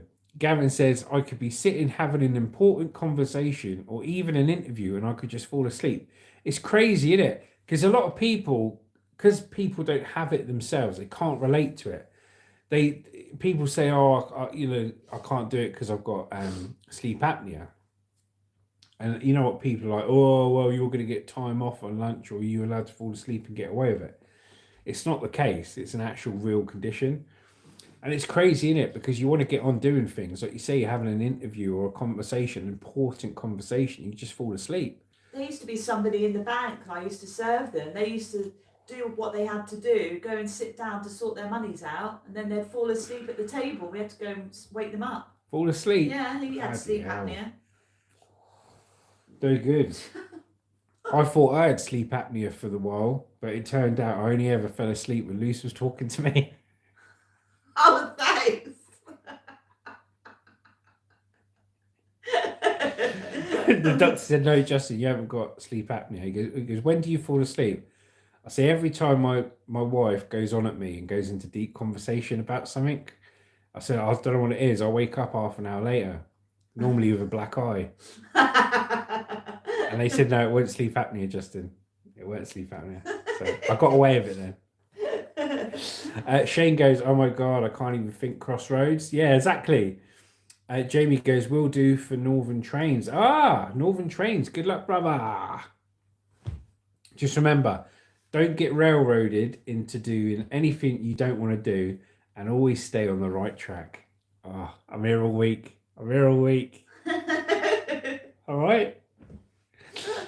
There you go. Use this as a chance to platform your inner stupidness. Your qualities. Yeah. Use it as a platform. Number 3 1/4 to Kensington. Right, here we go. Shane goes low. Gavin goes, haha. Right, so let's get back into it, shall we? So I look forward to going to bed. Olivia Rushton was fitted with a nerve stimulator in June and has just returned to the hospital to be monitored overnight. Her tongue moves out of the way just as it should when the device is activated. So the electrical pulse under there activates and apparently it moves her tongue out of the way. So I'm guessing the tongue is what's stopping the breathing. Yeah, because it goes backwards. It goes back into the throat and blocks the airway. Yeah, Steve goes, let me track you down. Hey, Steve, do not get him off track, okay? I'm sure you could do better than that. He's in intense training right now. Oh, that's better. Come on, the boys. Come on. She goes, all I have to do is switch it on and I will go into a much healthier, longer deep sleep. Surgeons will continue adjusting the frequency of the nerve stimulation to increase the effectiveness without causing her discomfort. The UCLH team said the operation is being limited to a small number of patients who can't use CPAP machines are most likely to benefit from the implant. Bloody hell. Well, guys, there is hope out there. So first and foremost, you've got the CPAP machine. But they say most people come back and give them a machine back because it's uncomfortable for them. Okay, but now they've got this new thing, and hopefully for those that really need it, you know, it's something you can think about doing. Put him on a tracker, then you will find him. Oh dear, let me think. What words can we have here? Ah, dear. I'm thinking. This is my brain thinking.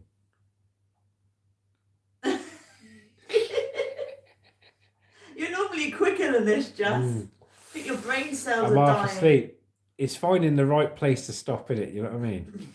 You can go a bit too far down the line with it. You know what I mean? It's finding the right place to stop. Pete's message. Pete goes, was behind a car today and it was an elderly driver and couldn't make up his mind which way to go. I looked over and saw his wife was with him and I said to my workmate, the wife must be giving him the directions. Yeah, definitely. Yeah, mate. That's what happens. I'll tell you what. Yeah. You get people like that, the older generation, bless them. And they're driving, they don't know where they're going and that, and they're slow to react. It's going to happen to all of us, mate, innit? Do you know what I mean? But you do get it with people. And Pete Crossos goes, that would probably work with a men's erection. Yeah, I think you've got it all wrong, Steve. You've been putting that mask on the wrong place, mate. It's supposed to be up here, Steve. He's trying to breathe new life into the wrong part of his body. Here we go. Right. So let's have a look at the weather. And now, time for the weather. Let's have a look. Cloudy, overcast. Today, and I'm going to say today's weather in a Scottish accent. Okay, so this is today's weather in a Scottish accent. Right, Paul, it's cloudy. At 6 degrees during the day, 5 degrees during the night, and a 17% chance of rain. How can I tell when it's going to burst in rain? I can't tell from looking out the window. Yeah. There you go. That's my Scottish weather today. Costa goes, my girlfriend is getting a COVID vaccine and was worried about Bill Gates tracking us. I said, don't worry, he's already been watching us for years through the windows. Oh, very good. Very good. That Steve. Bill Gates, honestly, corrupt as they come. Allegedly, apparently. Let's have a look here. So that was that. Shane goes, good Scottish weather update, Tar. Right, let's have a look. Right, so here we go. Let's have a bit of fun. So I'll pick the next story. I won't pick one too serious. And what language, right? What accent should I read the next bit of news in? So you guys message here and tell us what accent I should try to do that isn't too offensive to read the next story. I'll let you decide. It will be an accent roulette. Let me find topics while you're doing that. And let's see what you guys suggest I read the next news report accent in.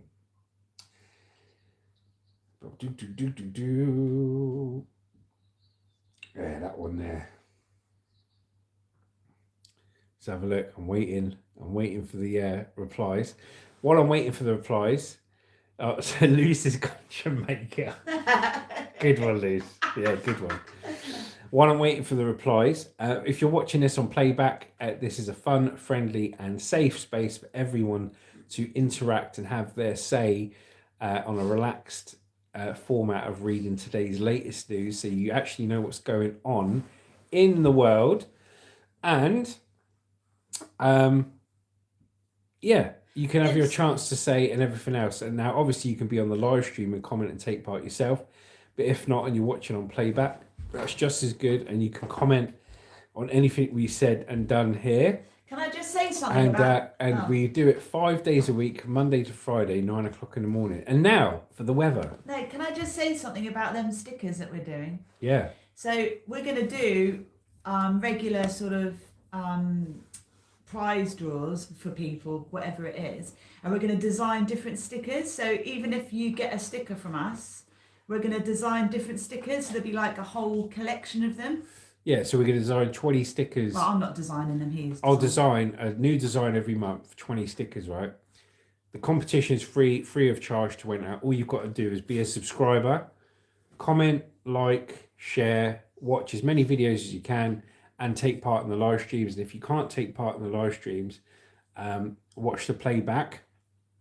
And the people that we see the most on the channel will be getting sent free of charge a limited edition Juicy Killer Monster sticker, a really good design that he's made. The first sticker's amazing, but we're going to make them all really cool. And we're going to limited edition. And when the stickers turn up, so we're not going to run the competition until we've actually got the stickers. When the stickers turn up, we'll do a video about it and an image. Look out for a really cool thumbnail, and it'll explain it all then. And we're going to see who our top 20 subscribers are. But let me read some of these messages. Baby.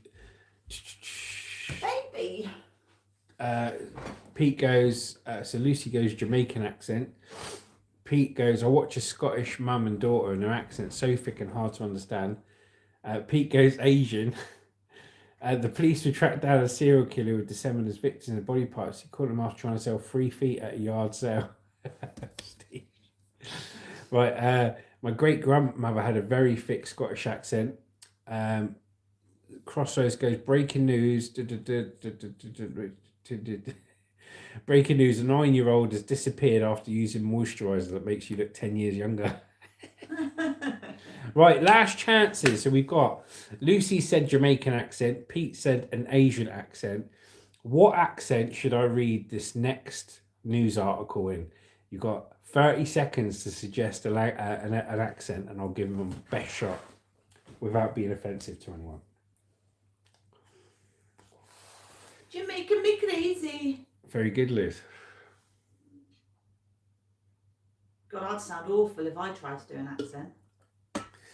Steve, I can't repeat that, but I get the message. Come on, keep it nice. Shane goes Jamaican. Oh, I think it's going to Jamaican, mate. Steve goes Indian. So you've got Indian accent, Jamaican, and Asian. Which one? So far. Which one do you choose? Got a few more seconds. 10 more seconds. What accent should I do?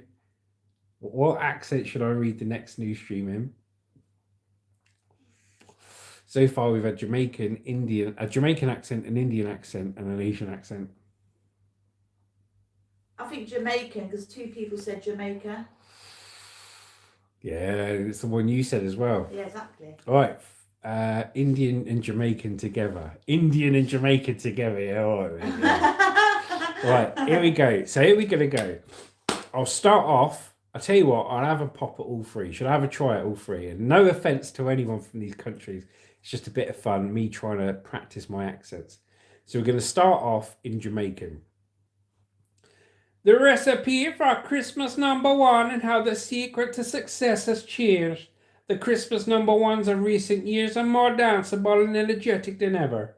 According to Spotify data, Sky News examines every UK Christian #1 to see how the nation's taste in festive hits has changed, and scroll to the bottom of our Christmas #1's quiz. There you go, that's my Jamaican accent. And then we are going to try an Asian accent. I'm going to try an Asian accent. Oh, God. I can't even get it in my head before I say it. Here we go. So this is me best at Asian accent. Right. A Christmas number one is just a covetous sloth for artists. It can also tell us about the mood of a nation and our evolving taste in music. There you go. That's my Asian. And another one was Indian, wasn't it? So let's try our best Indian accent. Lad Baby dominated the 2020s with 5 consecutive hits characterized by energetic, danceable, and novelty tunes designed for virality. There you go. That's it. Oh what do you my reckon? God. What do you reckon? Which one was the best? Which one did you enjoy the best? The breast? The breast? And a mega mix of them all. There you go. I like Jamaica. Breaking news, Elon Musk and Bill Gates have joined hands to make a penis and heart so will get elongated. Jamaica was the best. Better could do Jamaica, cool. LMVO, crossroads that way. That's way better than I can do. There you go. Wow, try me best for you guys, didn't I?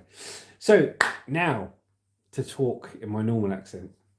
Lad Baby dominated the 2020s with 5 consecutive hits characterized by energetic, danceable, and novelty tunes designed for virality. This is about the Christmas number ones. The string of hits, including 2019's I Love Sausage Rolls and 2021's Sausage Rolls for Everyone, solidified this decade as the most upbeat era for Christmas number ones. That, according to Spotify data, which ranks danceability and other features, including a song's happiness or sadness, known as valence from 0 to 1. It also categorizes songs by their speechiness. The 2000s were the speechiest decades and acousticness.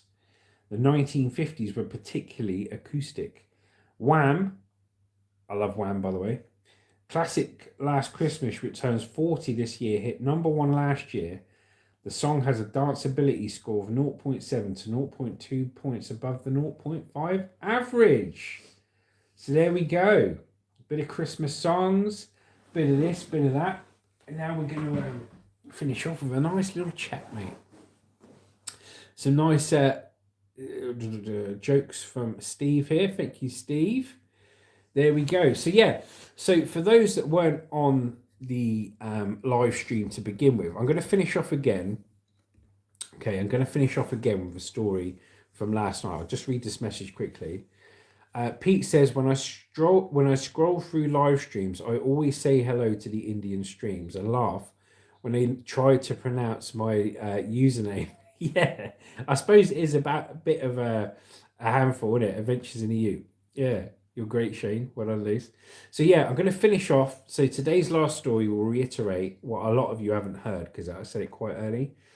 So as you know, I used to be in the army, and when I was in the army, you meet a lot of people, and every now and again, some of them turn out to be heroes and stuff, and they turn up on the news. Now, last night, a guy was on the news called Craig Harrison. Check him out. Okay, he's called Craig Harrison, and he's since written a book called The Longest Kill, and he was a sniper in the British Army. Okay, and he had the longest confirmed kill as a sniper. He shot someone in action from over 2,800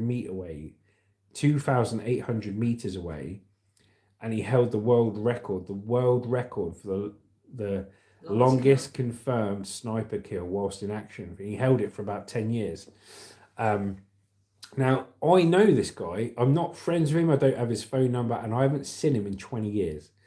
But when I was in the army, I did my physical training instructor's course, and he was on the same course. Every corps in the army, the signals, the engineers, household cavalry, you all come together and do the PTI course if you want to be a physical training instructor. It helps you get promoted. And he was on the course with me for 10 weeks. Now, he was the biggest, strongest bloke ever. And you wouldn't mess with him. He was a good lad, but you wouldn't mess with him. And we all knew him as Trencher. Now, anyway, to my shock, he popped up on the TV talking about PTSD. Bless him. He's been suffering with PTSD, mood swings and everything else, achy hips, achy back and body. You know, he got knocked out while he was on operations in Afghanistan, I think, or something like that, because he got shot in his helmet with a bullet, and the force of that bullet shooting his helmet, which saved his life, the the force was that big, it knocked him spark out like it would of anyone. But he was on the news last night suffering with PTSD, and talking about the struggles he has with it. And you get PTSD in all walks of life, not just military personnel. But it's worth talking about post-traumatic stress disorder. If you've been in any situation, you can get PTSD from a car crash. You can get PTSD from being in an environment Can I tell you? that you don't want to be in. Okay, and he was talking about his PTSD. So his name was Sergeant Craig Harrison. I didn't say is Sergeant. Well, Craig Harrison. He's left the army now. So show him a bit of support. His book was called The Longest Kill. You all right, Liz? Oh, yeah, I've got a story to tell you in a minute. 2 secs. Let me just get this up for Liz. But yeah, I thought it was interesting to talk about it because all of us get PTSD for other reasons. And Pete goes, Justin, when I was a young boy, ... And while we're waiting for the rest of that, Lucy's going to tell us what she's going to tell us. So the worst experience of my life was when I was driving back from Winchester. I went and saw my family over in Winchester. My dad was driving. I was in the car with my mum, my dad, and it was just me in the back seat. And we were driving back from Winchester, and we were going down this country lane, and there was a random traffic light just there in the middle of this really dark, long country lane, and it was a red light. So obviously my dad went up to it and stopped, and I was like, this is a bit weird. Why is there a random traffic light? There was no roadworks anywhere. It was just this one traffic light, and it wasn't plugged into anything. It was almost like it was just on red. I was like, this is weird. It didn't feel right. And we were there ages. We were there for about 5 minutes. Morning. And I said to my dad, I said, look, Dad, let's just go. There's no traffic about. There's no one about. Why are we here? Why are we stopped in this dodgy country lane? Anything could happen. Do you know what I mean? As soon as I said that, right, I was sat behind my dad. He was driving and my mum was on the passenger side. I looked out my window on my right, and there was a man coming out of the bushes, and he stood up next to the side of the car, and all I could see was his like waist area, because obviously I couldn't see his head, I couldn't see his legs, it was just his waist. And he brought out a knife like that and stood there. It was like a horror movie. He was stood there with this massive knife. And I went, oh my God. And I locked my dad's door, because back then we had a car that you had to push down the lock. It was like this little thing. You pushed it down. I locked my dad's door, locked my mum's door quickly. And the guy tried opening the door as soon as I did that. And then I went, Dad, drive, drive, drive. There's a guy stood there with a knife like this. And he went, oh my God. And he literally just pegged it straight down the road. And as we were driving off, the guy kicked the car really hard and booted like the bumper. And I turned around and he was just stood in the middle of the road with this carving knife as I drove away. Like, it was a horror movie. That's given me PTSD. So whenever I drive down country lanes and there's no one else about, my heart goes, I get really panicky, because I keep thinking back at that time when I was about 12, where this guy just comes out of the bush with this blimmin' carving knife, tries to kill me and my mum and dad in the car. Yeah, see, the serious note of that is that will cause PTSD. You know, that will cause PTSD. Anything you've been through. So Lucy's PTSD, she got PTSD from that, and PTSD from ex-relationships and stuff. I reckon I got a bit of PTSD from the army, because I was in Iraq for 6 months and this and that, and you get the bully boys and, you know, dealing with bullies and stuff like that. Which, whoever tried bullying me soon came unstuck, but it still sticks with you. And it was like I was saying earlier, you know, just being in that environment, just being in that environment of a completely different world where you have to jump through hoops and you have to do everything you're told, otherwise you get arrested. Do you know what I mean? So anyone suffering with PTSD, you know, if you need anyone to speak to or any advice on it, watch our videos, comment to us, take part in the lives, and we'll talk to you. We'll be your friends, because that's what this channel's about. It's about helping people. Absolutely about helping people, and that's what we're about. So we got Jesse Miller on the channel. I'm just going to read through some of these comments when Lucy was talking. So Shane goes, thanks for talking about PTSD. It's really important that people who have it to understand it definitely gets better if you allow yourself to heal. Thanks, Justin. No problem, Shane. Morning, says Jesse Miller. Good morning, Jesse. Hope you're okay. He says he's going to start saying dodgy. He likes it. I always say dodgy. Whereabouts in the world are you from, Jesse Miller? I hope you're not from a dodgy part of the world, son. It goes, hi, Shane, Bunny Man. Crossmo says, what's the news reporter's name? Just in. Very good. That's what you call a man with a small dingdale, mate. Just in. Because he's only ever just in. Pete says, why do Brits say, you know what I mean? You know what I mean? Yeah, it's like that. Everyone says like. I think what it is. It's like that. When people go, it's like this, and like, do you know what I mean? Do you know what I mean?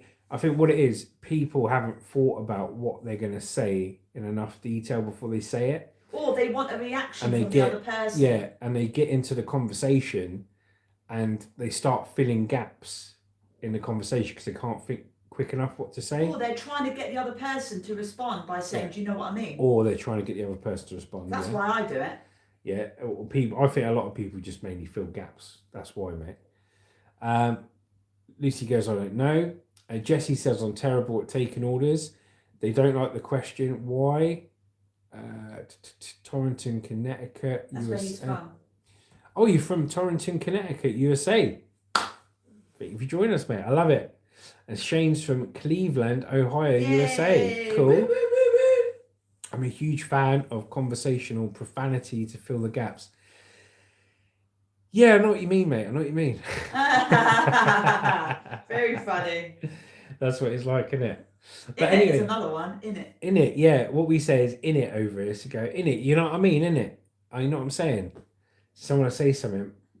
Do you see that person kick off? Stupid, in it. They say in it.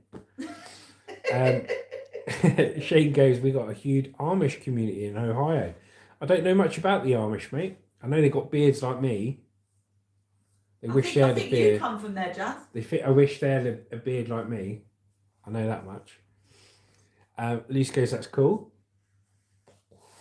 Well, I tell you what, guys, it's been absolutely fantastic speaking to you all. I want to give a big thank you to everyone who's took part in this live stream and taken part. A big thank you to the people who given super thanks. Thank you, guys. It really is appreciated. And a big thank you to everyone just taking part in the live stream. It's amazing. And a big thank you if you are on playback, because once this live stream finishes, it uploads as a video for you all to enjoy during the day. And if you've only just started watching towards the end, go back and watch from the beginning. You can see all of today's news and the funny things we talk about. Like I said, we will be sorting a competition out soon enough for you all to enter free of charge and to see who our top 20 subscribers are, where you can all get a limited edition big sticker sent out to you. Once the stickers arrive, I will advertise this properly with a video. Adventures in a Ute. Pete has given us another $5. Hey, thanks, Pete. Thank you very much, Pete. You're an absolute legend. I can go and get lunch now, can't I? See that? She goes, see straight away, mate, she spent it. Before it's even come through, mate, she spent it. Thank you very much, Pete. Do you know where I'm going, Pete? One guess where I'm going to go. One guess. Let's see if you know me. Where's she going to go? Whereabouts am I going to go and get some lunch today? Anywhere where she can spend your bloody money. Pete goes, bloody Greg's. Yeah, he knows me really well. He knows me so well. Bloody Greg's. Oh, Pete, legend, mate. Thank you very much, my mate. You're very generous. You can get a bacon butty and a coffee for £2.30 in Greg's. A bacon butty and a thing for £2.30. Yeah, that's cheap, isn't it? Yeah. A bacon butty and a coffee. Yeah, it sure is. Well, like I say, the live stream news is on Monday to Friday, 9 o'clock onwards. We have a video drop every day or a short drop every day. Be sure to look out for when we put the video out on the competition. And be sure to check out our latest dance-off short to Motley Crue's Kickstart My Heart, It's so cool. I love which is that. one of our favourite dance offs. It It's is the just best. dropped. It's just dropped 10 o'clock this morning, so it dropped 45 minutes ago. Have a look and tell us in the comments who you think the best dancer is. No coaching room. Shane's having a laugh. Miss my chip butties. Live stream news. Pete's already watched it, apparently. Yeah, he already watched it. Who was the winner, Pete? Who was the winner, mate?